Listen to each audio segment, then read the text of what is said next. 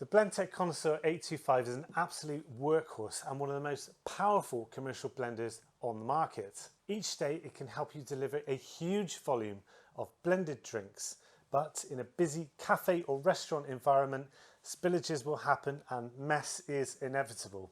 In this video, I'm going to show you how to care for and clean your Blendtec Connoisseur 825 so that it can continue to deliver many more years of service in your establishment.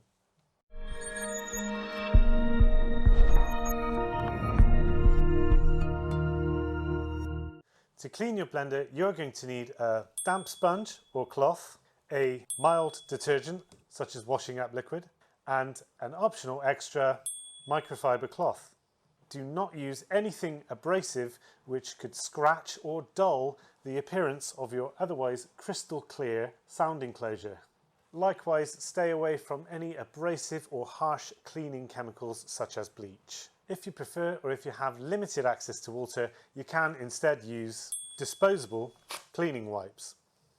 Start by unplugging the blender. Remove the top half of the sound enclosure. Lie the blender onto its side. Unclip the access hatch on the underside of the motor enclosure and put to one side. Gently pull apart the sound and motor enclosure. Now remove the motor and set it to one side very carefully. Feed the power cord through. Take the motor enclosure in one hand and pull out the foam insert. Set that to one side. Remove the rubber gasket from around the motor. Do not submerge the motor in water.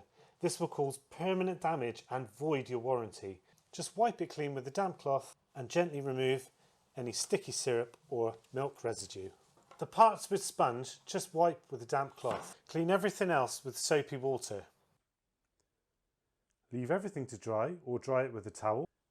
For an additional shine, wipe the motor and sound enclosures with the microfiber cloth.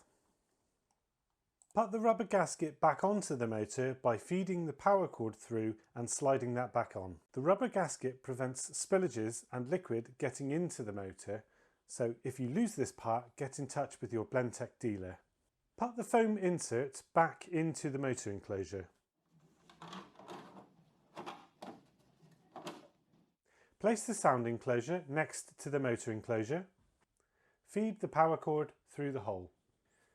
Carefully position the motor back into place. The cord feeds through into this little gap. Replace the access hatch by first putting these two little juts into these recesses and then closing the hatch until the clips clip into place.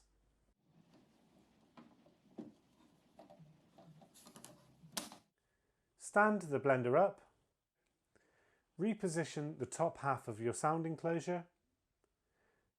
Clean and ready for another busy day of blending.